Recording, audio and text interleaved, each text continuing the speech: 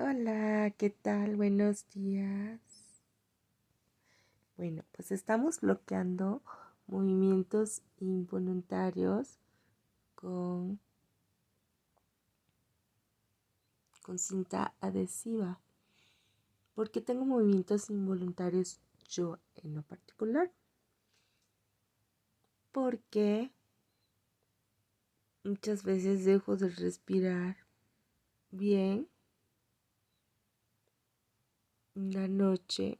No sé, mm, ¿Y qué creen? Que investigué que la, ¿cómo se llama? Esta parte se tensa desde aquí, desde